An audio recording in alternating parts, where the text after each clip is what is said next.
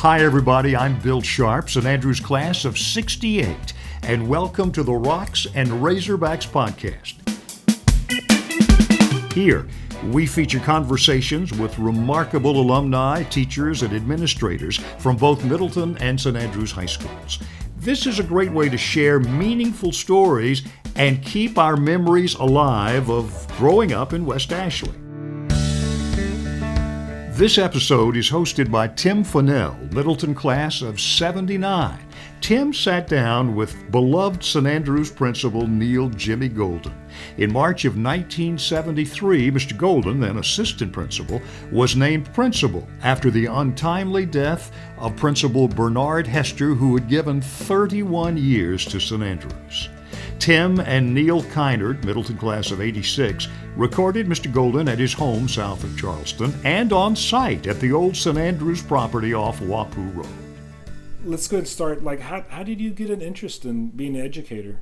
You know, it was something that was in the backside of my mind. I had some really good teachers, and they encouraged me. And one of them actually became my assistant principal when I was at St. Andrews High School. One of my high school teachers. That was different, very different, but it worked out well. What high school was that? St. Andrews. Now, St. Paul's was where she taught me, but when we got to St. Andrews, she was a teacher there, and I was a teacher there, and when Mr. Hester died, they made me principal, and they let me select an assistant. And Mr. Williams approved her. She was one of the first female assistants, or female administrators in his district. Taught biology and advanced biology for 2 years, and then became Mr. Hester's assistant principal. In 73, I became principal. What was it like to be asked to be principal after Mr. Hester's, I think, untimely death, right? Mr. Hester had diabetes, and he had some real problems in the last days there. And he was absent from school a lot. And I had the responsibility without the authority at that point in time. Having been a teacher there and worked with him, in the same office, I had my own office, but I stayed over there most of the time because he was absent a lot, and I had to operate out of that main office, so it wasn't that different. What were some of your best memories as principal of St. Andrews? Oh, my best memories could be the way the faculty really worked hand in glove with me. I couldn't have done the job without their help. I was young at the time, and some of those teachers at that school had been there even before Mr. Hester, some of them, and they, it was like holding my hand and guiding me and telling me, this is what we need to do next. And so they led me through that. I couldn't have done it probably without them. The challenges when I first got there was we were at the point of integrating the schools, and that was difficult. It was very difficult. It was probably some of the worst time that I had as an administrator. You have to understand that the kids from Wallace School, their school was closed, and they were upset about not knowing what to expect when they came over there. They were mad because their school had been closed.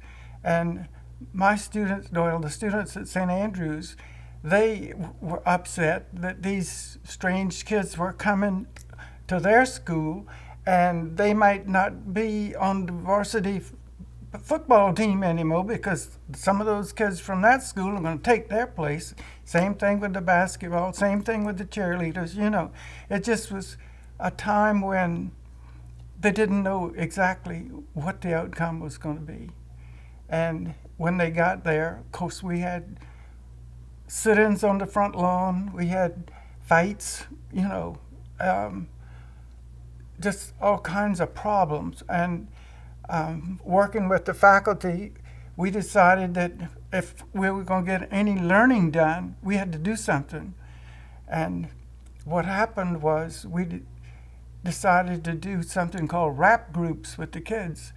And that meant faculty had to be trained as to how to handle these groups and how to get the kids to communicate with each other. And that's the way we worked through it. Getting those kids to sit down and face to face and talk to each other and explain what their problems were and listen to each other. That was the main thing, getting them to listen, because they had their own ideas about how things should be. And listening, I think it finally helped to work it all out. But those were some rough times.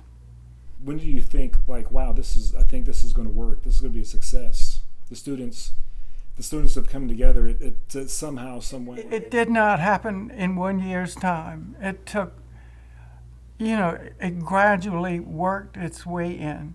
We started all this mess. I say we, the powers that be, should have started integration process at the elementary school and let it work its way up.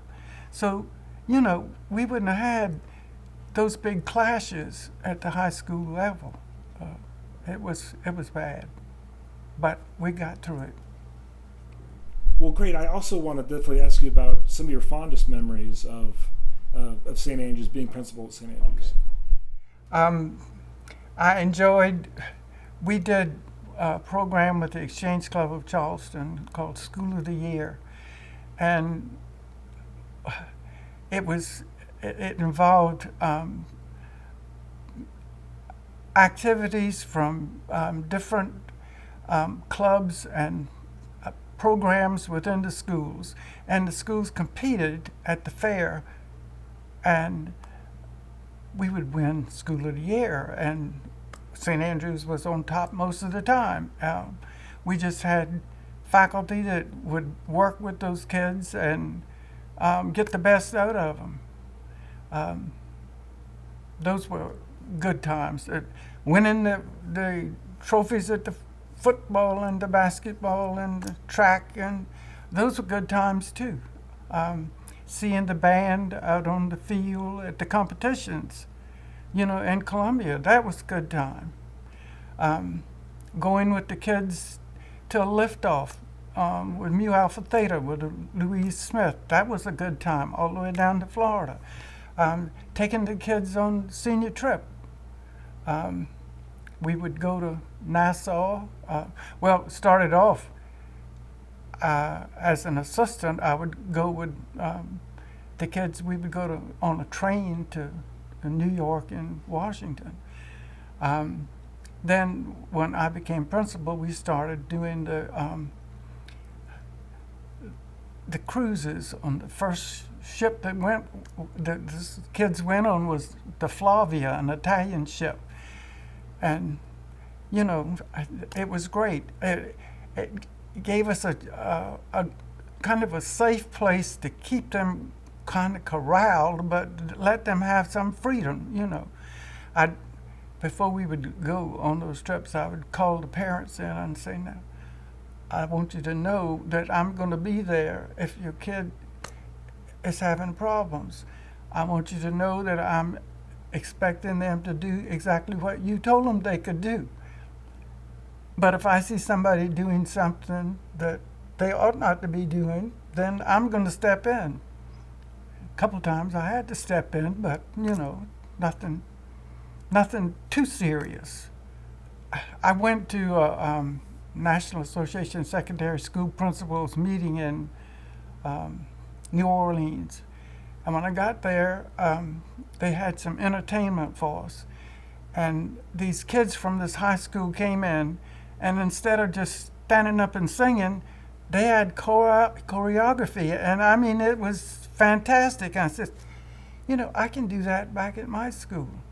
And sure enough, I got back to St. Andrews, and here was Emily Robbins, who could do dance, and Ken Robbins, who could do the music, you know. And together, they set up a song and dance routine. We'd take it to the fair. We'd win over and over again because the other schools were still doing the stand-up sing, you know, no choreography. So those were good times. You know, the school had a history of doing plays when Mr. Hester was in charge.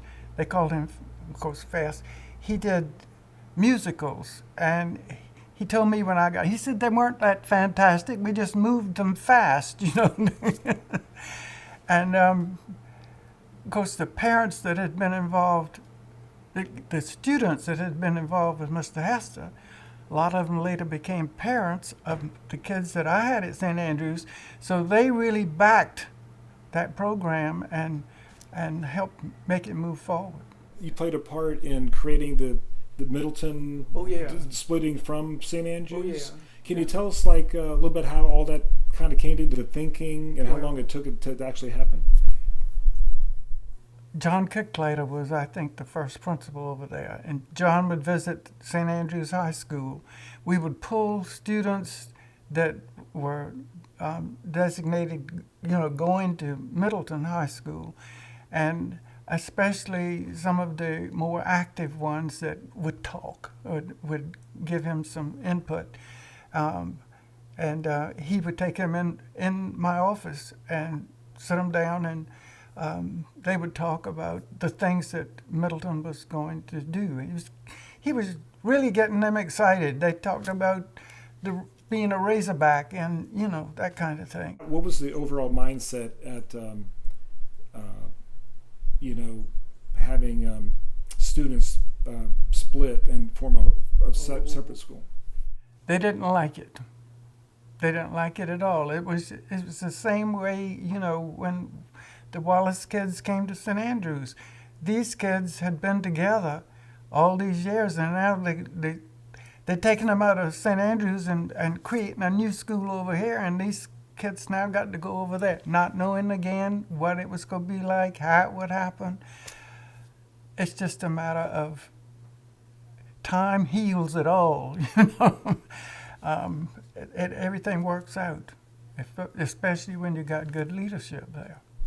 So these schools are so, people revere them so much and like have such great memories of their experiences at St. Andrews and Middleton, but you're representing St. Andrews right now.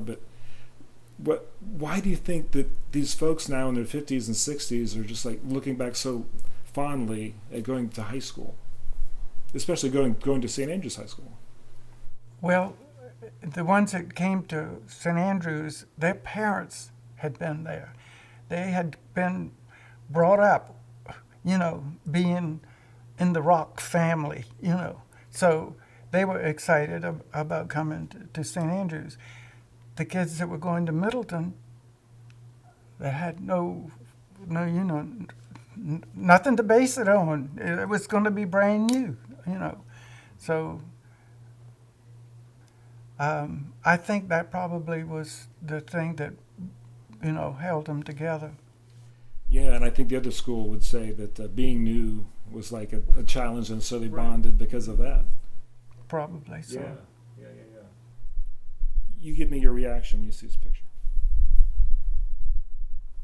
Oh yeah, that's it.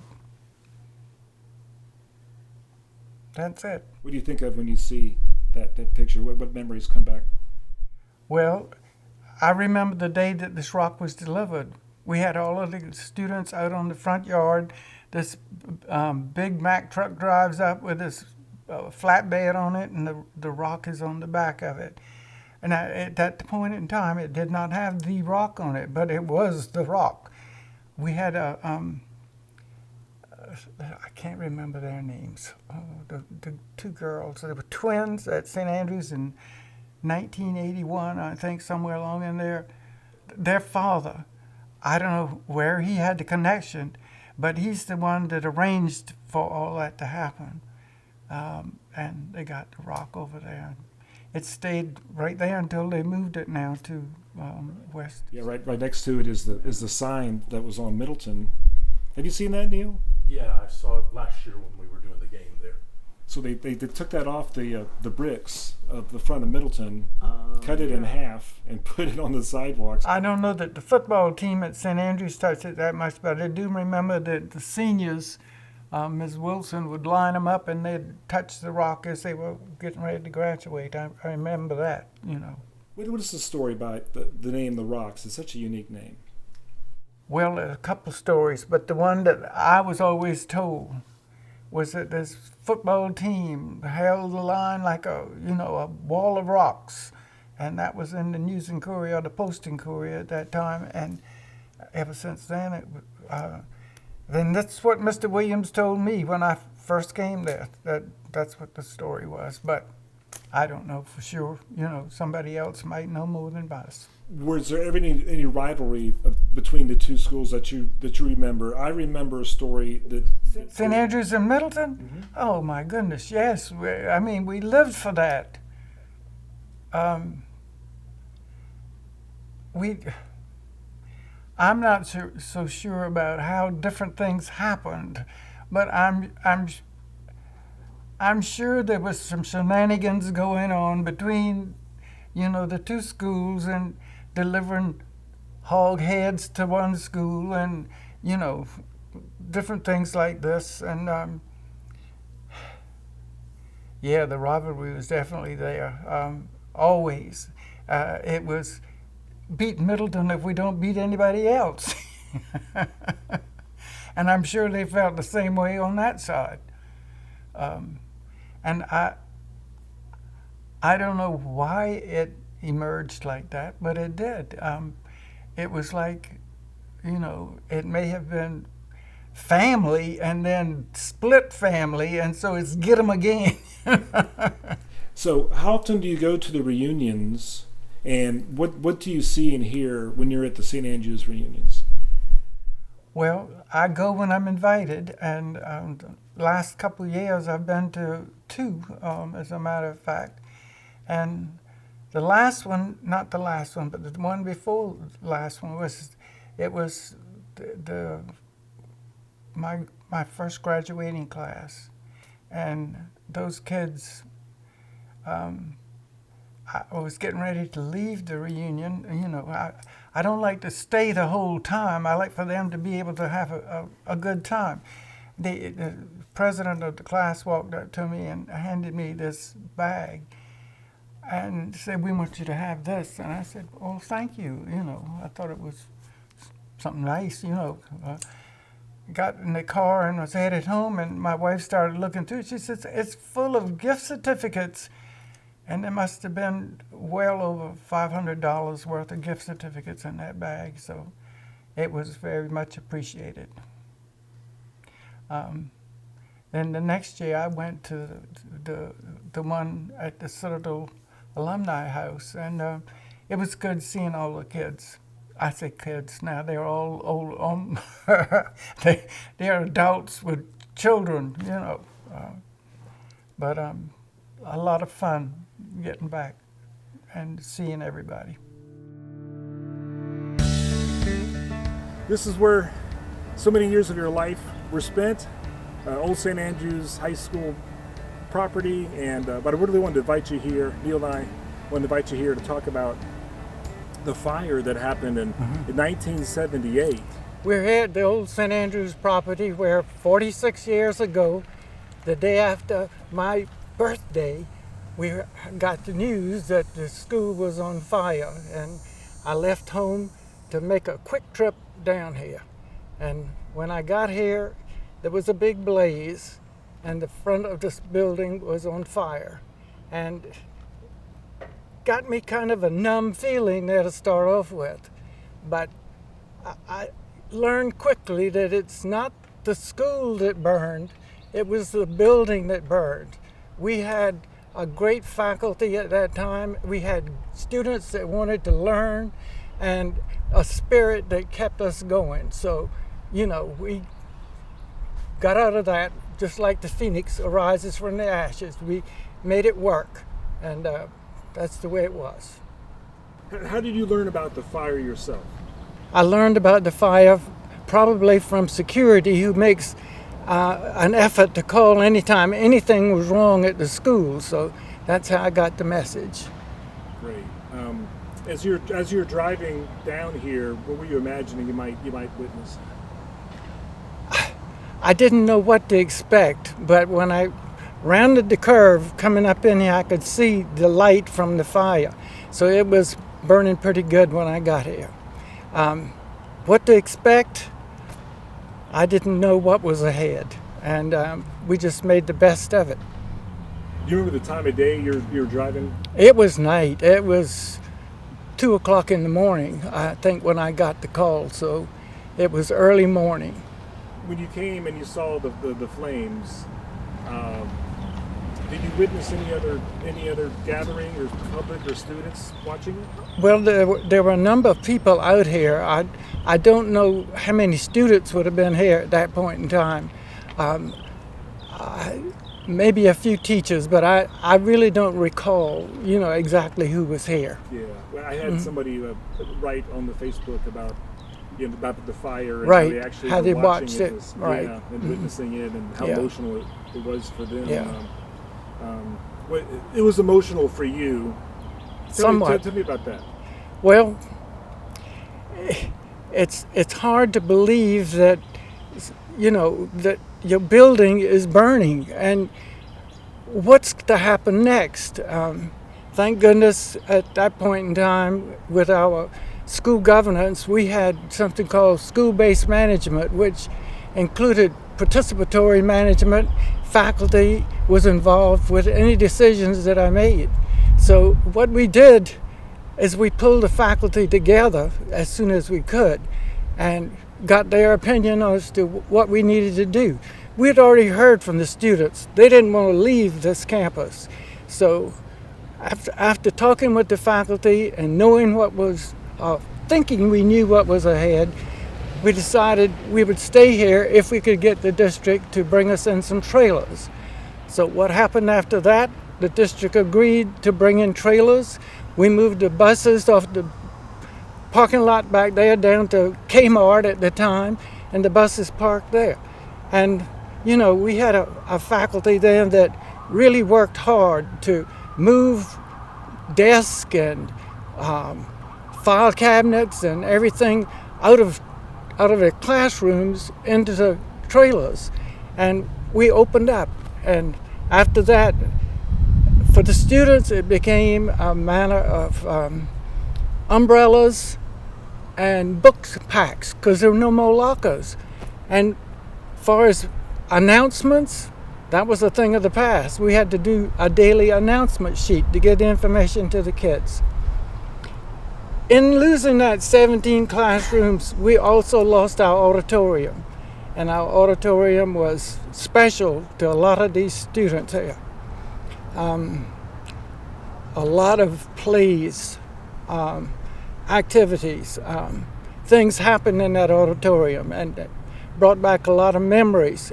And that's one thing you can continue to have is your memories. So it didn't deter us a lot. We kept going. The students, they seem to either accept what happened and move on, or were determined more than ever to not let the memory of that building die. The kids would never have allowed the memory of that building to die. The school continued, but the building became a memory for a lot of people.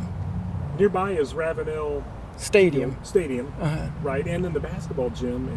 And what kind of memories do you have from events that happened there, regardless of the fire, just like in general? Well, we always had our football games out there for sure in the Ravenel Stadium. And then graduation, when we could do it, it was held on that field. And always had a backup plan for graduation in the gymnasium if we couldn't use the stadium. But one night it started pouring rain in the middle of graduation, and I turned and I asked the students, "Do you want to go inside?" A resounding no. So we finished graduation that year right in this football stadium with the rain coming down. When Middleton came along and you guys shared Ravenel Stadium, any good or bad memories? I don't say bad memories, but any challenges? It wasn't really any challenges with the stadium that I know of between the two schools, other than, fighting for who was going to win. But as far as who was going to be using the stadium and when it was going to be used, that was set up with the athletic directors from both schools, and they did their schedules and worked it out. So we never had a problem that I can remember about that. And do you remember, would you consider it a rivalry between the two schools? Definitely a rivalry. Started from the very beginning. The students from both schools, while they had been together to start off with, then they split off, and it was like, who's going to be the best now? So I was always hoping we would come out on top. You know how that goes. And in the basketball gym, I looked in there last night and I saw this powder blue floor. I saw this cement, masonry type bricks inside, and some paint's peeling. I could see some blue in there. What kind of memories jump out at you about the basketball gym? Well, always, of course, the basketball games. I'd probably be at most of the home games. And at least, once a year, we would do what was known as a senior reception, and we would do it in that front lobby. Faculty would get together and bring hors d'oeuvres in, and we would have what was known as a senior reception before the kids graduated. So that was a good memory. And we're standing on what used to be the senior lawn, right? Right. Any memories about the senior lawn itself, or events that happened here and there? Senior lawn, some of my first memories would have been the sit-ins that would have occurred during the integration years. And then after that, probably when the underclassmen would come on the senior lawn, you could expect a pair of underwear to go up the flagpole. And, that's the way it was. If you weren't a senior, you didn't belong on the senior lawn. And I think the underclassmen sometimes were goaded onto coming out here just so the pants could go up the flagpole, but I don't know that for sure. Oh, that's a good line. Well, how did the administration handle it when someone looked out the window and saw a pair of underpants? I don't know that we ever did much because it didn't last long. By the time we would have gotten out of here, it was all over with. So, of course, I don't remember anybody really getting into any serious trouble with it, other than we might have talked to the kid whose pants went up the flagpole just to see what actually happened. Did he, go across the line, or did he? What kind of punishment would you give somebody if you caught who did it? Probably nothing much, because he'd already been punished with his pants up the flagpole. That was an embarrassment enough. So. What about punishment for the seniors? I don't ever recall punishing a senior that did it, because the kids knew they weren't supposed to be doing that. Some folks on Facebook just talked about yourself being like trying to be sort of tough, but inside you were not. You wanted what's best for them. Right. And they had examples, that kind of thing. How does that make you feel to be so well regarded by your students? Well, I'm deeply moved by that, and I appreciate all that they had to say. Do you have any thoughts right now for us about, this is such a historic place, and you're part of it. You're such a big part of it. Thoughts, I just want the memories to continue. We have different schools in here now, different programs going on, but the memories are the important thing. I want to hold on to those. Sometimes documentaries are a call to action, and they encourage maybe the viewer to, do something. And I discovered that up in Columbia, there's a Olympia High School, used to exist, and is part of the Olympia Mill Village, factory mill village, time of like early 1900s, and played a big part in that lifestyle up there. And so there's actually a museum dedicated to Olympia Mill Village and Olympia High School. Uh-huh. And so, I don't know, do you think that the Middleton St. Andrews memories should be better off living in some sort of dedicated museum? I'd love to see that happen. I don't know where any of the trophies are now. I hear that the scrapbooks are at the College of Charleston, but all that needs to be, if we could, pulled together. The same for Middleton. Put it all together and, set it up that way so people can come in and enjoy it. Thanks for watching today's episode, and be on the lookout for additional episodes. If you'd like to be a guest or even a host in the Rocks and Razorbacks podcast, please let us know. We want the podcast to be the go-to place for cherished Middleton and St. Andrews memories. Don't forget, the Rocks and Razorbacks documentary geared for South Carolina ETV is in production, and we'd love your input and help with that as well. For now, go Rocks and, go Hogs. Well, you get it. Thanks.